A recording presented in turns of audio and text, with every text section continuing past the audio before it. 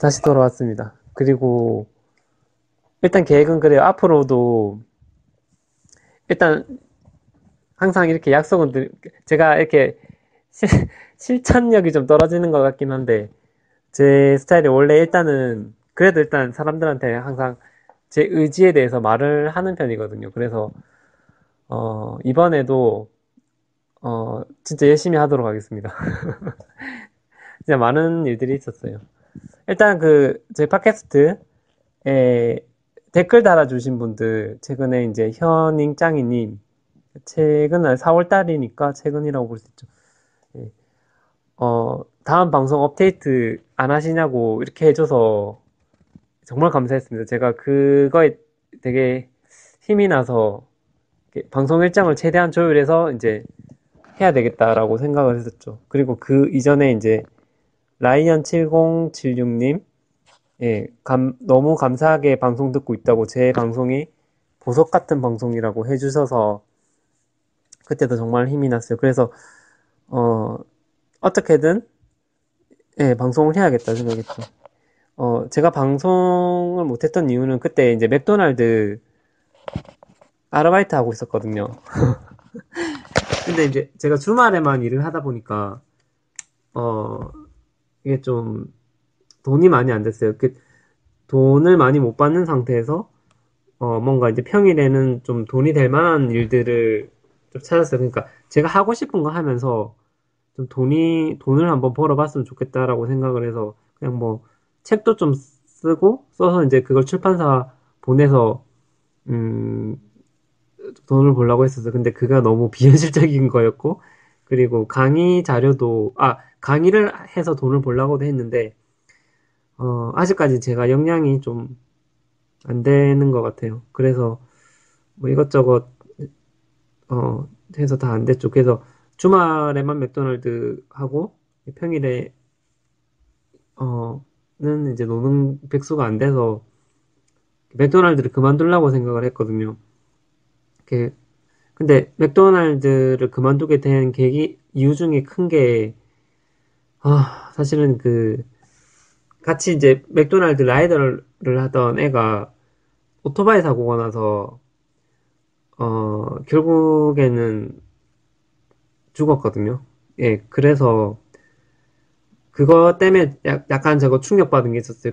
아마 같이 일하던 애들 다 충격받았는데 그냥 빨리 제가 그거 오토바이 배달했잖아요. 맥도날드에서. 그래서 빨리 그만둬야 되겠다.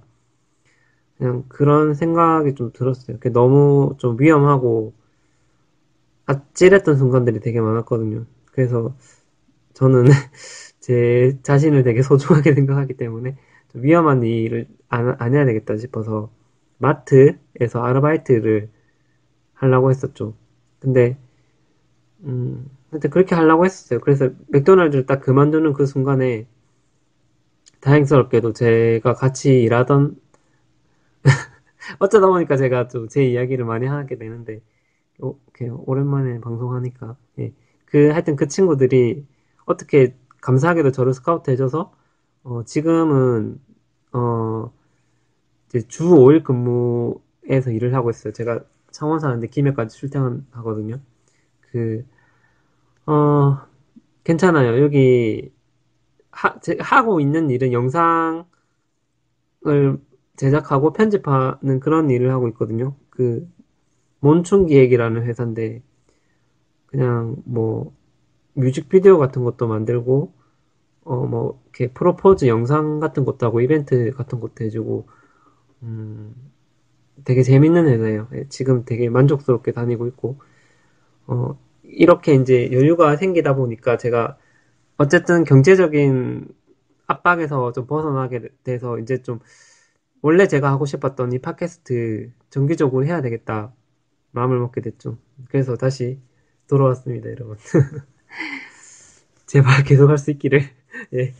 어, 제가 이제 다른 책을 하려고 했었는데 저번에 소유의 종말 1편까지만 하고 이게 방송을 멈췄더라고. 그래서 소유의 종말 제러미 리프킨 그 책 뒷부분을 좀 계속해서 이제 하도록 하겠습니다.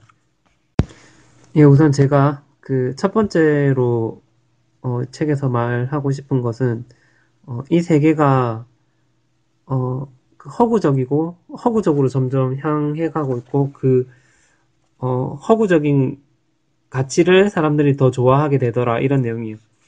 그 트루먼 쇼라고 있거든요.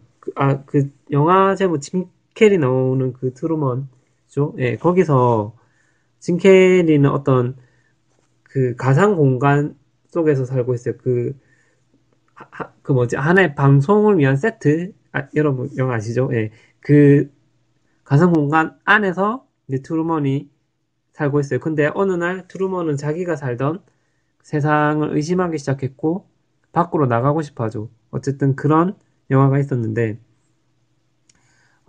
트루먼에 대한 이야기가 책에 나옵니다. 트루먼은 자신의 인공세계에서 탈출하려고 안간힘을 쓰는데 어쩐 일인지 우리는 그 반대편 방향으로 휘파람을 부르며 나아가고 있다.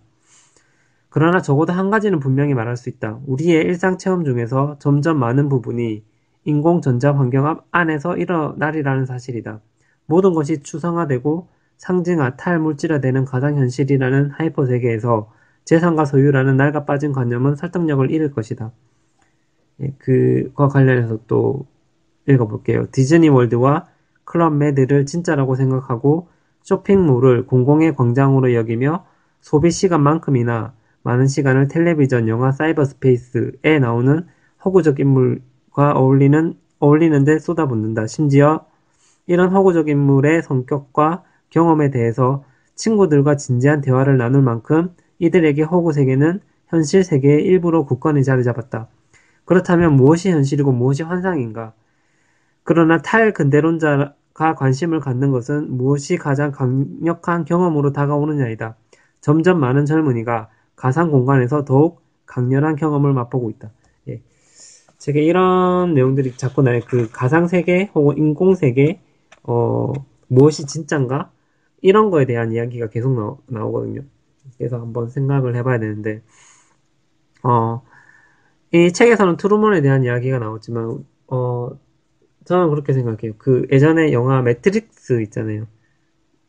그 아시죠? 예, 그 매트릭스 영화에서 어 사이퍼라는 인물이 나와요. 그 처음에 매트릭스 주인공이 그 제안을 받죠. 이 빨간 약을 먹을래? 파란 약을 먹을래? 이런 거 아시죠? 근데 빨간 약을 먹게 되면은 진짜 이 세계, 예, 진짜 리얼한 그 세계, 미래 세계에 계속해서 남게 되는 거고, 파란 약을 먹으면 지금 현재 우리가 살고 있는 것처럼, 그러니까 그 영화는 지금 우리가 사는 게 트루먼이 사는 것처럼 가상현실이라고 말하고 있거든요.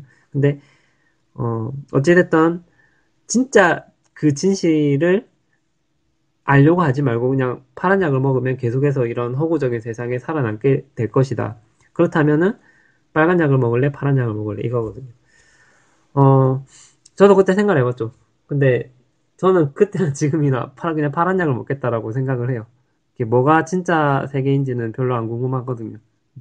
근데 어, 어떤 시기가 있었던 것 같아요. 사람들이 예전에 다시 이거를 좀 중세 시대로 거슬러 올라갔을 때, 그 중세 시대에 속했던 사람들이 한편으로는 저는 그게 좀 인공 세계에 살고 있었다라고 저는 생각을 하거든요. 왜냐면 어, 그 사람들은 좀 뭔가 좀 진짜 세계를 못 보게끔 세뇌를 받고 있었다고 생각을 해요.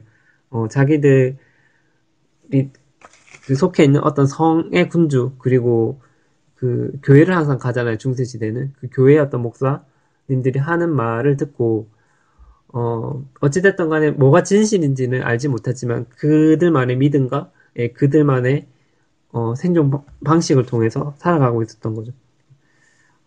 근데 그 사람들은 밖으로 나오고 싶어 했어요. 그래서 종교 전쟁도 일으키고, 부르주아 혁명도 일으켰죠. 그랬더니 사람들이 뭔가 깨닫기 시작한 거야. 항상 자기가 이 어떤 바운더리 안에서 갇혀 살았는데, 그래서 나가니까 뭔가 되게 좋은 세상이 있을 것 같아. 지금 내가 경험하고 있는 이 허구 세계가 답답하다고 느꼈던 적이 있었죠. 그 영화의 트루먼처럼 말이죠. 근데 어느 정도 시간이 지나면서 사람들이 이걸 깨달은 것 같아요. 나가보니까 별거 없더라. 오히려 그냥 그 안에 살던 때가 더 행복했다. 음, 이걸 깨달은 것 같아요. 실제로 제가 좋아하는 작가 알랭드 보통은 예전에 그 중세시대 때 한평생 농노로 살던 사람들이 실제로 지금 우리 이 자본주의에서 사는 사람들보다 훨씬 더 많이 행복했다라는 주장을 그 애책 불안에서 하고 있어요. 그게 좀 설득력이 있었거든요. 어, 중세시대 때는 우리가 생각했던 것보다 훨씬 더 사람들이 좀 마음의 여유가 있었어요. 그리고, 그 휴식 시간 같은 거나 이런 거 있잖아요. 그게 되게 확보가 됐었고, 훨씬 더 현재 중심적으로 살았고, 그 다음에, 어, 훨씬 더 존중받는, 네, 그런 삶을 살았다고 해요. 그때는 그, 농노들이 하는 그 노동의 가치가 되게 좋은 건지 알았어요. 그래서 항상 그들의 어떤 지위나 그런 거에 대해서 인정을 해주는, 음, 그런 삶을 살았죠. 근데 지금 우리 삶을 보면은, 어,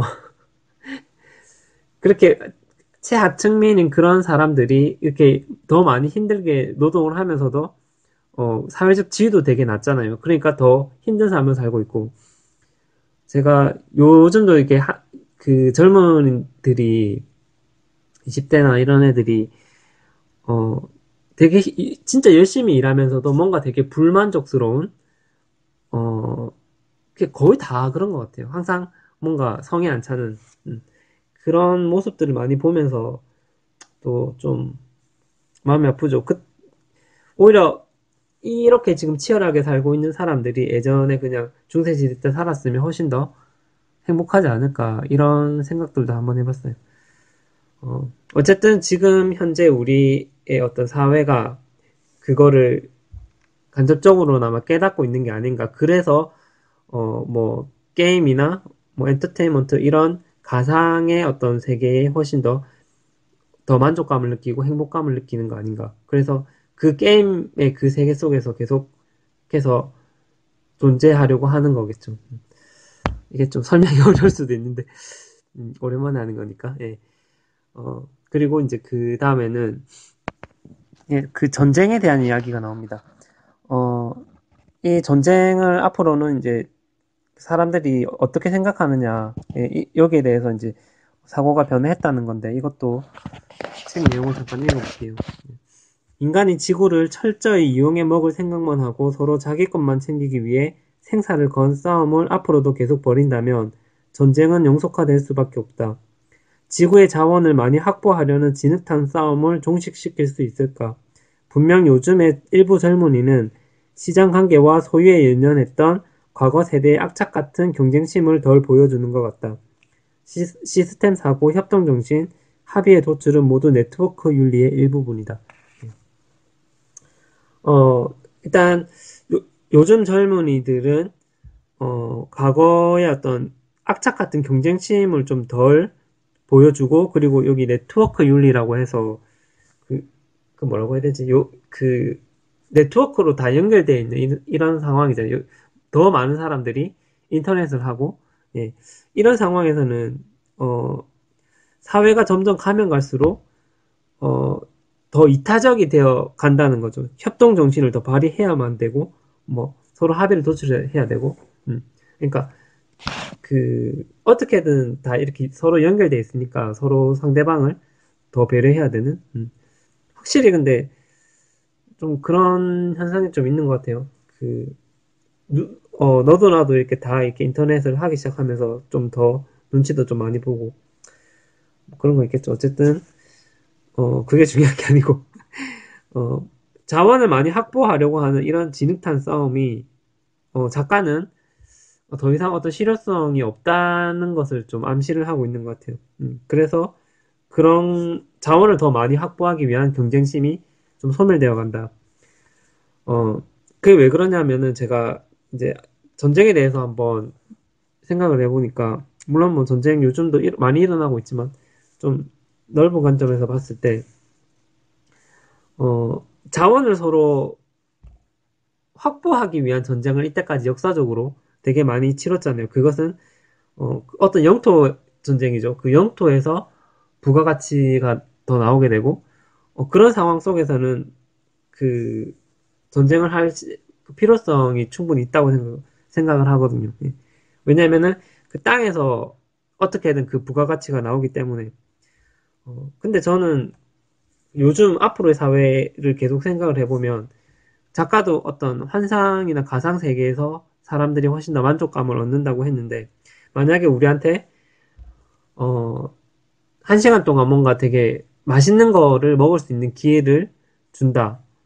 이, 그리고 그거를 할래? 안 그러면은 뭐 한 시간 동안 뭐 가수의 어떤 레드벨벳의 어떤 공연을 볼래? 이렇게 했을 때 분명히 예전 사람들이 좀 먹을 것이 부족하거나 중요했던 사회에서는 뭐 그런 한 시간 동안 그렇게 장기자랑하는 걸 보는 것보다는 차라리 그냥 영양분을 더 먹겠다, 더 비축하겠다, 음식을 더 택하겠다라고 생각을 하겠죠. 그러니까 제가 생각하는 그 부가가치라는 건 어떤 거냐면 사람들이 어, A를 선택할래, B를 선택하려고 했을 때 어떤 게 더 만족스러우냐.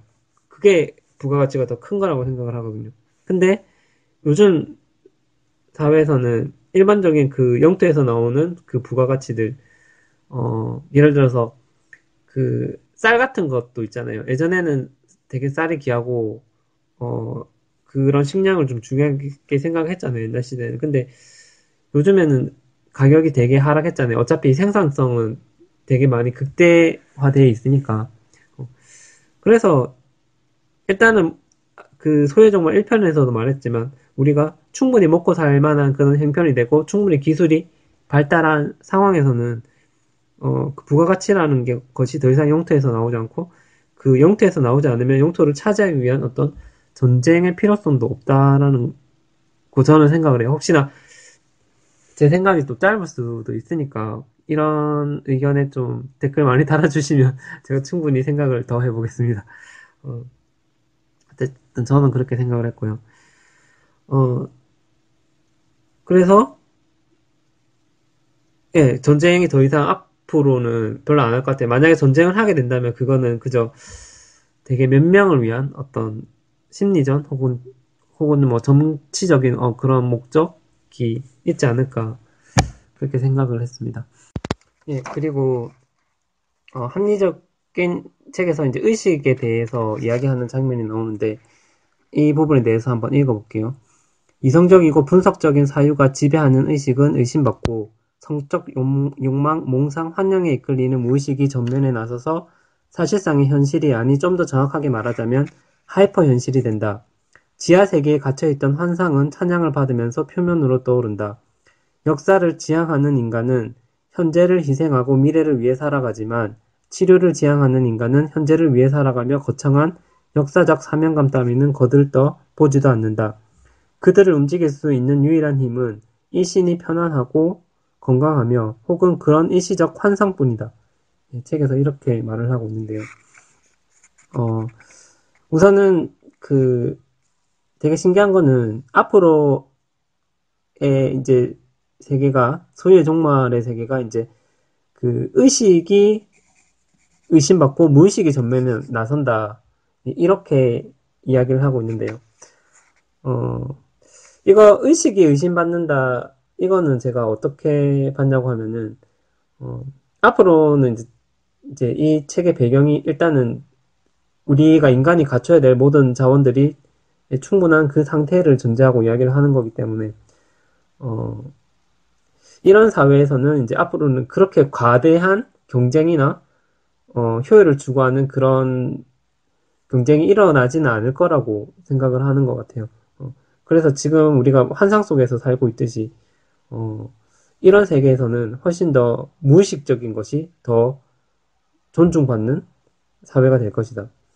그, 이 책의 작가는 유로피안 드림이라는 책을 썼어요. 그 유로피안 드림에서 보면은, 어, 그, 일단 유럽 사람들은 훨씬 더 현재를 더 지향을 하는, 예, 그런 모습들이 많이 나오죠.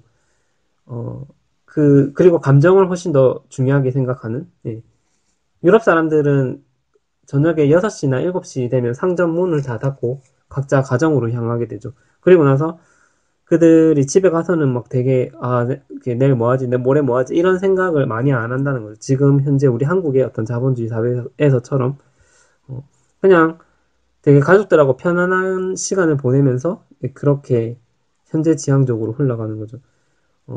그리고 감정적인 부분에 있어서도 이게 하나의 그 프로이트식으로 따지면 그 이드라는 건데, 음, 그걸 되게 존중하고, 그리고 그걸 표현하는 걸 되게 좋아하는, 예, 그렇게 묘사가 돼 있어요. 우리나라 사회에서는 자기가 뭐 누구를 좋아한다 혹은 그런 어떤 욕망 같은 게 생겨도 그것을 잘 표출 못하고 그리고 드러낼 수도 없어요. 왜냐면 어, 만약에 내가 누군가를 좋아한다 그랬을 경우에 어, 지금 당장 뭔가를 해야 될 일들이 되게 많잖아요. 되게 불만족스러운 것도 되게 많고 이런 상황에서 뭐 연애를 한다는 거 되게 사치처럼 느껴지고 그 정도 여유가 없는 거예요. 아마 여러분들도 다 아실 수 있을 거예요.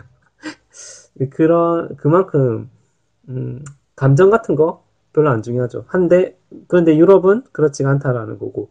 예전에 제가 독서 모임에서 만났던 어떤 한 사람은, 어, 그 노르웨이 살았는데, 거기에서 보면 그 어떤 한 마을에 누군가를 이성을 좀 좋아한다, 어, 그런 마음이 들면은 엄청 크게 과장돼서 막 이렇게 얘기를 한대요. 그리고 그게 진짜 어마어마한 일인 것이냐? 예. 그렇게 말을 하는 걸 보고, 와, 이 사람들은 자기 감정에 대해서 정말 중요하게 생각을 하는구나. 예.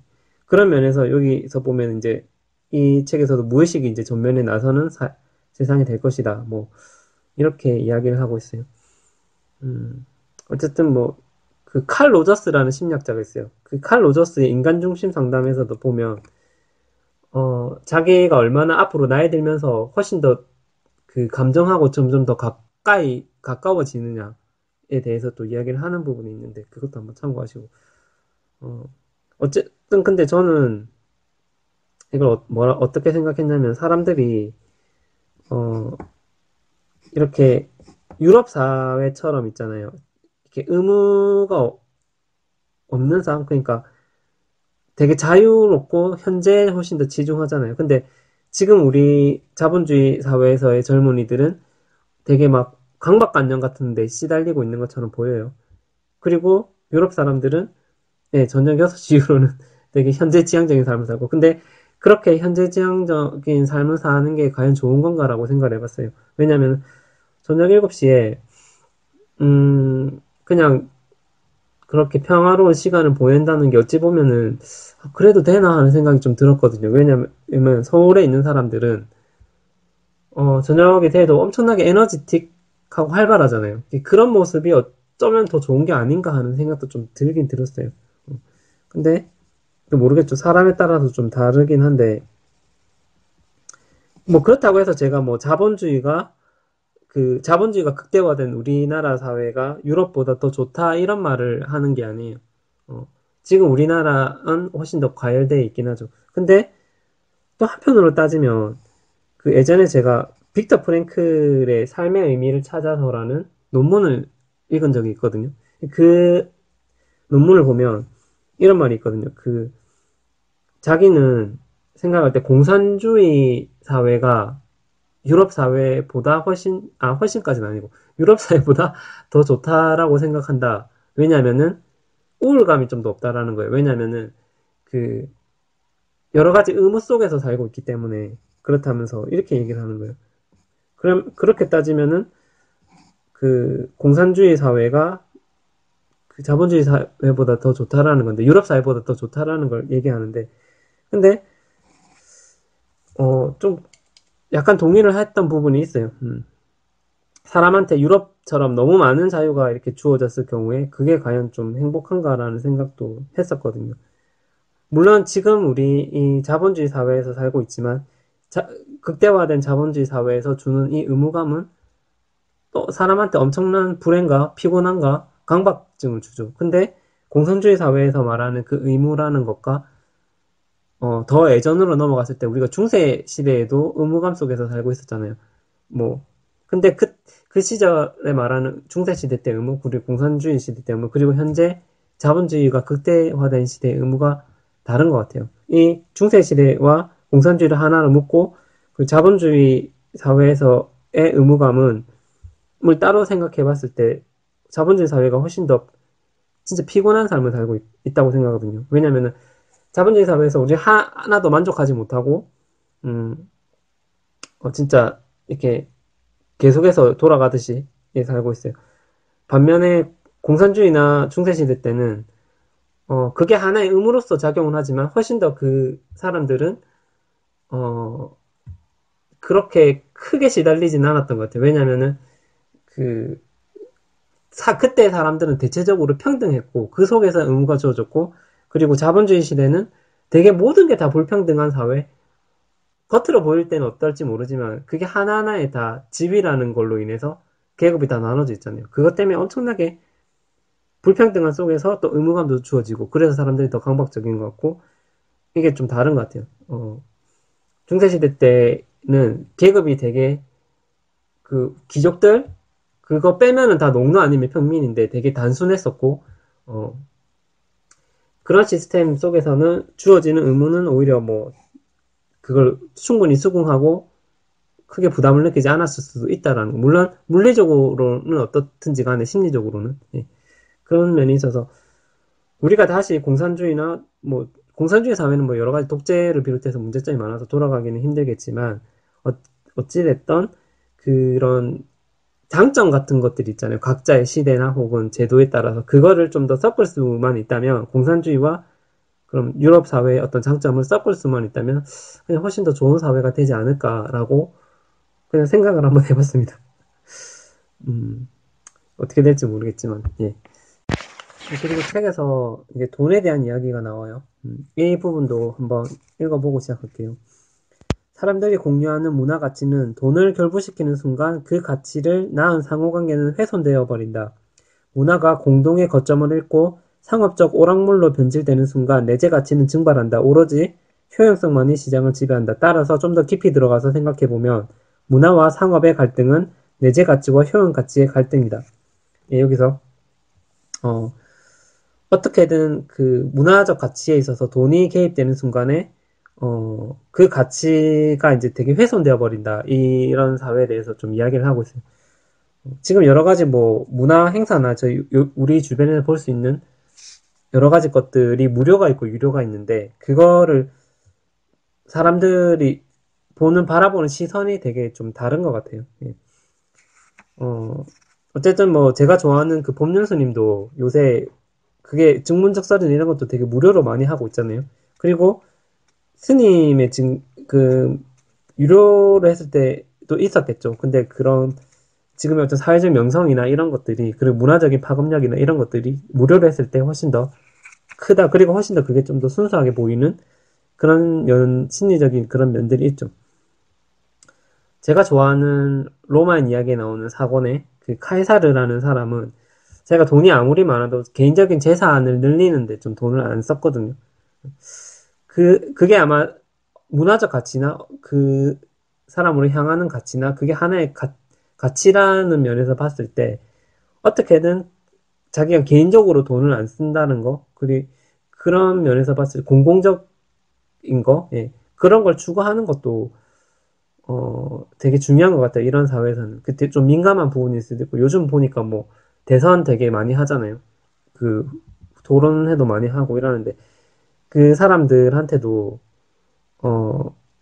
어떤 윤리적인 문제나 이런 잣대를 들이댈 때도, 과연 저 사람이 뭐, 심지어 뭐, 양말을 신더라도 메이커를 신느냐 안 신느냐 이런 거 되게 중요하게 생각하잖아요. 사람들은. 물론, 이게 상관이 있는지 모르겠는데, 그런 걸 보면서 저도 어떤 생각이 들었냐면, 내가 만약에 뭐, 그럴 수 있을지 모르겠지만, 뭐 되게 좀, 앞으로 좀 유명해지거나, 그랬을 경우에, 개인적인 어떤 돈을 늘리거나, 안 그러면 사람들한테 뭐, 유료적인 어떤 문화 공연이나 강의나 이런 것보다는, 최대한 무료로 이렇게 해야 되겠다. 그렇게 함으로써, 좀, 나라는 것의 어떤 문화적 가치를 좀 더 높여야 되겠다라는 그런 생각을 좀 했습니다. 어, 최근에 제가 그 일을 하면서 어떤 맘카페 있잖아요.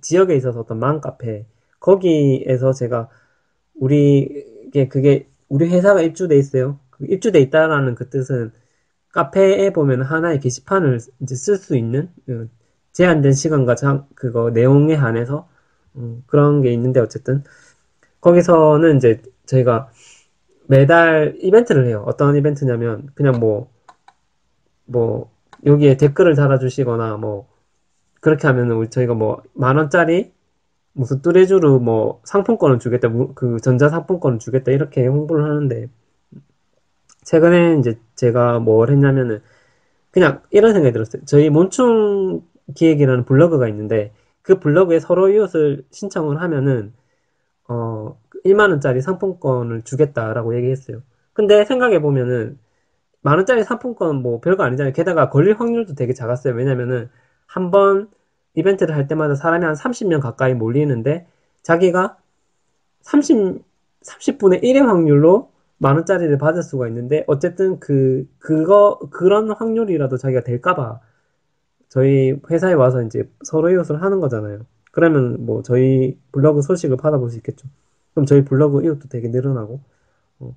근데 어, 그걸 보면서 제가 와 이게 요새는 그런 가치가 되게 크잖아요. 사람들이 많이 모이는 곳에 어떤 가치가 되게 크잖아요. 근데 그렇게 작은 돈으로도 사람들이 그렇게 많이 움직이는 걸 보고, 와, 이거 뭔가 좀 특이하다는 생각을 했죠. 왜냐면은 그 맘카페라는 것 자체가 내가 처음 생겼을 때 어떤 이야기 들었냐면, 음, 결국에는 그거예요. 오프라인 행사를 매달 했어요.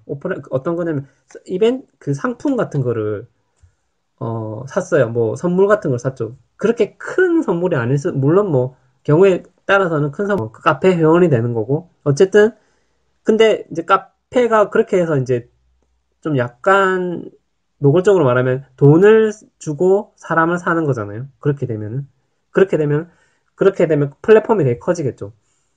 플랫폼이 커지면은 자연스럽게 거기에 따라서 수익이 발생하는 거거든요. 요즘 사회에서는. 특히 더 그렇잖아요. SNS 시대에는. 그렇게 사업을 하시는 분들을 봤어요. 그러니까, 어, 여러분들도 이런 쪽으로 한번 아이디어를 좀 잘 생각해 보시는 게 좋을 것 같아요. 예, 그, 돈을 아주 주고, 사람이 많이 모이는 그런 플랫폼을 만든다. 이런 것도 좀 좋은, 사업적인 요소가 될 수가 있겠죠. 어쨌든, 어, 그렇다는 거고, 결론은 뭐냐면은, 어, 돈이 유료냐, 무료냐에 따라서 사람들이 보는 그 시선이 훨씬 더 달라질 수가 있다라는 그런 개념이 되겠죠. 음. 뭐, 어제 여기까지 제가 일단 정리했어요. 이 외에도 책에서 말하고자 하는 바가 되게 많아요. 왜냐면 책이 되게 두껍거든요. 어, 그래서 여러분들도 한번 뭐 읽어보시고, 예, 시간 되시면 그렇게 하셨으면 좋겠네요. 그러면 저는 이제 다음에 좀 더 재밌는 책으로 다시 돌아오도록 하겠습니다.